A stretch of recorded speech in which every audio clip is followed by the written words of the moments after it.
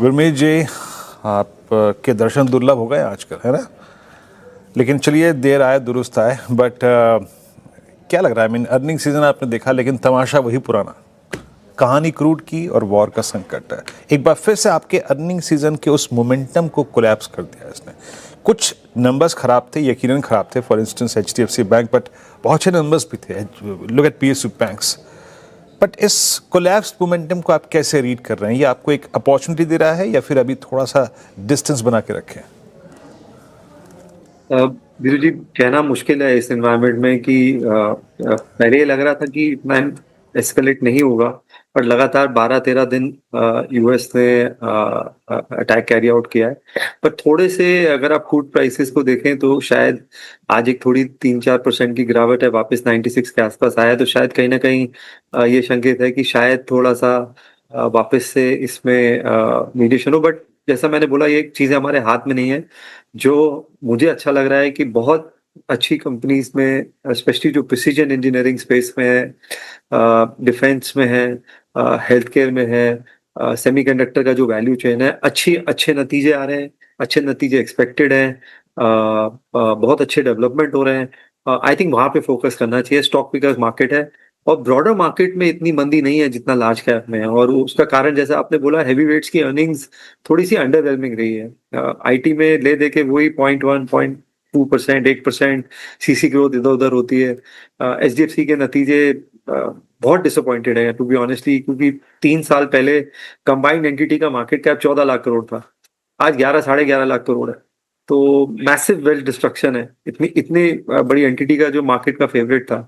तो कहीं ना कहीं लार्ज कैप में मुझे लगता है और भी चैलेंजेस रहेंगे कुछ समय तक, जब तक जो हैवी वेट से रिवाइव नहीं करते। तो फोकस थोड़ा सा आपको मेरे ख्याल बियॉन्ड टॉप 50 करना पड़ेगा और स्टॉक पिकिंग पे ध्यान देना पड़ेगा। ओके, बिल्कुल। स्टॉक पिकिंग पे ध्यान देना होगा।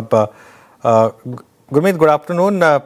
ये HDFC बैंक की आपने बात कर ली। दूसरा सेक्टर जहां पर काफ़ी वॉलेटाइल मूव्स रहे, आईटी। आज मार्केट ने मिड कैप आईटी में शानदार मूव्स दिखाए हैं। Mphasis, Tata Elxsi, KPIT, Persistent तो खैर कई दिनों से कोफोज डे हाई पर ट्रेड कर रहा है। इस स्पेस पर आपका क्या व्यू और यहाँ पर आपके प्रेफर्ड पिक्स क्या होंगी? तो अनुज, हमारे पास KPIT हमने लोअर लेवल्स पे थोड़ा सा ऐड किया था, जब वो नेगेटिव गाइडेंस आया था और 550 के लेवल के आसपास टच हुआ था। और उसके अलावा हमारे कुछ नॉन डिस्क्रिशनरी पोर्टफोलियोज में कोफोर जो परसिस्टेंट है, बट वेटेज बहुत कम है। और मैं अभी थोड़ा देखना चाहूंगा अनुज, मेरा थोड़ा सा जो झुकाव है वो मिड कैप आईटी में सॉफ्टवेयर कंपनीज पे ज्यादा है, जैसे ओरेकल है। KPIT again IP driven company ज्यादा है, प्योर सर्विसेज नहीं है।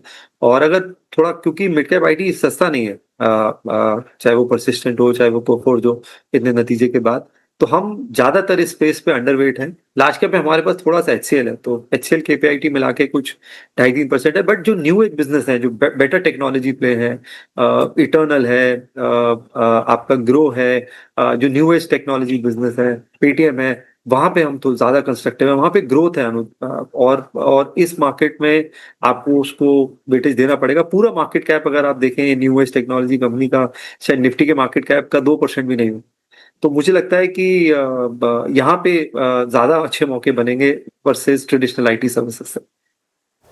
ओके, गुरमीत जी, गुड आफ्टरनून। ये न्यू एज स्टॉक्स आपको ज़्यादा पसंद आ रहे हैं, इंटरनेट कंपनीज अगर मैं कह लूँ तो। लेकिन ये जो रिटेल पैक अगर थोड़ा जाए, जैसे कि डी मार्ट, विशाल मेगा मार्ट, ये सारे स्टॉक्स कैसे नज़र आ रहे हैं आपको? विशाल मेगा मार्ट हमेशा नंबर्स अच्छे देता है, बड़े ब्रोकरेजेस रिपोर्ट में देखती हूँ, बड़े थम्स अप आते हैं, अग्रेसिव टारगेट प्राइस आते हैं, लेकिन स्टॉक चलने का नाम नहीं लेता। ट्रेंड भी वैसा ही देख लीजिए, काफ़ी पेशेंस टेस्ट किया है इसने। थोड़ा और स्पेसिस पे जो हम अक्सर बातें करते हैं उससे थोड़ा हटकर रिटेल स्पेस पर क्या व्यू है आपका? हम ओवरऑल अवॉइड कर रहे हैं स्पेस को, क्योंकि जैसा मैंने बोला, न्यू एज बिजनेस इसको डिस्टर्ब कर रहा है। डीमार्ट शायद 30 साल पुराना बिजनेस है, ब्लिंकिट ने शायद 2 साल में उसको डिस्टर्ब कर दिया। तो जहाँ पे डिस्ट्रप्शन है वहाँ पे हाई बेस, और यहाँ पे हाई बेस इफेक्ट भी है, स्पेशली ट्रेंड है। तो हम अभी अवॉइड कर रहे हैं स्पेस को। हम न्यू एज इंटरनेट कंपनीज के थ्रू कंजम्पशन खेल रहे हैं। हम थोड़ा सा फूड बिजनेस को लेके, एक कंपनी हमने अभी ऐड करी है, मनोरमा इंडस्ट्रीज, जो फैट और कोकोए बनाती है। डिफरेंट मल्टीनेशनल्स के लिए, तो हम उसको डिफरेंट तरीके से थोड़ा प्ले कर रहे हैं कंजम्पशन को, और थोड़ा सा मुझे लगता है रूरल कंजम्पशन पिकअप करेगा। मॉनसून का जो वरी था वो बहुत एक्सटेंड तक कम हुआ है बहुत सारे पार्ट्स ऑफ इंडिया में, नॉर्दर्न इंडिया में अभी भी है, और टू व्हीलर ऑटो के नतीजे बहुत अच्छे आए हैं। बजाज का नंबर 60% ऑलमोस्ट जंप आया है, टीवीएस 38-40% है। तो जो टू व्हीलर एंसिलरीज हैं, चाहे संदार टेक्नोलॉजीज है और भी हैं, हमने मदरसन वायरिंग में अभी पीछे एक्सपोजर लिया है। मुझे लगता है यहाँ आप कौसाई कंजम्पशन रूरल का प्ले करने का बेहतर मौके हैं। अर्निंग विजिबिलिटी अच्छी है, वैल्यूएशन ज्यादा रीजनेबल है। अच्छा गुरमीत जी, ऑन सीरियस नोट, यूएसएल के नंबर्स आपने देखे, रेडिको खेतान के नंबर्स आए, है ना। प्रीमियम सेगमेंट में क्या गजब किया रेडिको खेतान ने, all time high. Liquor space ने अच्छी वेल्थ क्रिएट करके दी है। आपका टॉपिक क्या है इस स्पेस में?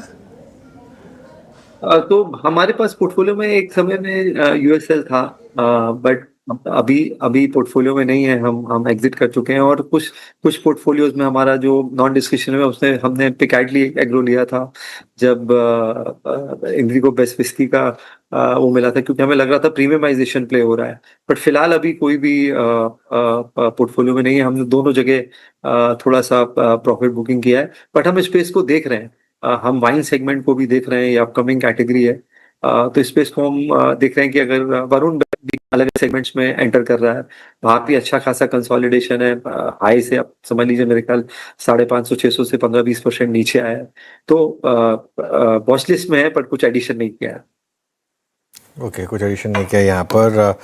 और कोई सेक्टर या थीम जहाँ पर आप फ्रेश एंट्री ले रहे हैं? ऑटो एंसिलरी में आप काफ़ी पॉजिटिव हुआ करते थे, वहाँ से कुछ नया स्टॉक चुना हो आपने, या कुछ अपडेट हो? तो अनुज, हमने एक छोटी ऑटो एंसिलरी जो रिलेटेड है राजरतन वायर, आज उसके नतीजे भी आए, अच्छे नतीजे आए, मार्जिन वापस आया है, अच्छी टॉप लाइन ग्रोथ है। ये बीड वायर बनाते हैं टायर्स के लिए, और मार्केट लीडर है। इनका एक चेन्नई प्लांट आया है, जिससे इनको ऑपरेटिंग लेवरेज भी मिलेगा और लॉजिस्टिक कॉस्ट कम होगी, क्योंकि तमिलनाडु हब है ऑटो ईएम्स का। जो थाईलैंड वाला प्लांट था जो चाइना से इफेक्ट हुआ था, वो भी काफी नॉर्मलाइज हो गया है। तो एक राजरतन ग्लोबल पोर्टफोलियो में हमने ऐड किया था।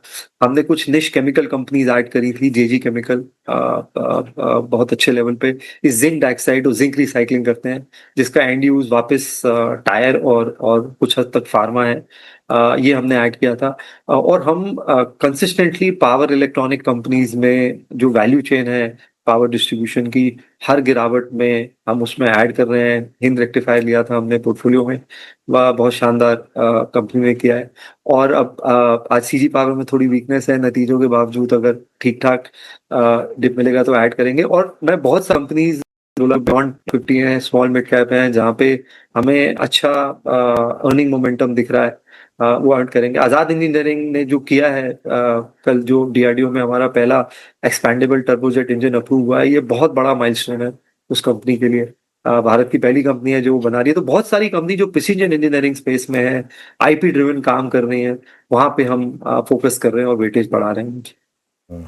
चलिए, जो सुबह हम था ना इंडिगो की बात कर रहे थे कि वो होपफुली चल जाए शायद व्यू। एक बार इंडिगो का इंटरडे चार्ट लेकर आइएगा और देखिए ज़रा इंटरग्लोब एविएशन का चार्ट, और डे हाई पर आ गया अभी ये ऑलमोस्ट। और जो लो था वहाँ से 100 रुपये से ऊपर की रिकवरी आ चुकी है। जो पहले घंटे का लो था वहाँ से 100 रुपये की अच्छी खासी रिकवरी आ चुकी है, और ये एक बड़ा पॉजिटिव है। गुरमीत जी, अब ये अदानी का तो आ गया क्लैरिफिकेशन कि हम तो नहीं आ रहे हैं एयरलाइन बिजनेस में, लेकिन अदरवाइज भी हेडविंड्स हैं। कच्चा तेल जिस लेवल पर है, Q1 खराब था, Q2 ऑलरेडी बोल चुके खराब होगा, लेकिन शायद Q3 और Q4 बेटर हो। लेकिन स्टॉक भी गिर चुका है अपने हाई से। अब क्या व्यू होगा स्टॉक पर? अनुज, हम इंक्रीमेंटल एडिशन नहीं कर रहे हैं कुछ भी। जो पोर्टफोलियो वेट है बनाया, क्योंकि क्रूड सेंसिटिव है, बहुत ज्यादा सेंसिटिव है, और ऑयल प्राइसेस को रिएक्ट करेगा।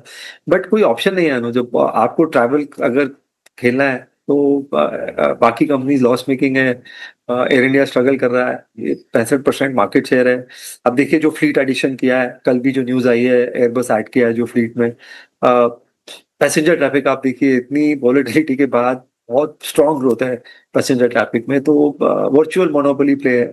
बट अगर क्रूड नीचे आता है, $70-75 आता है, इंटरनेशनल ट्रैवल और थोड़ा सा नॉर्मलाइज होता है, तो डेफिनेटली और देख सकते हैं। फॉर टाइमिंग के लिए इंक्रीमेंटल एडिशन नहीं कर रहे।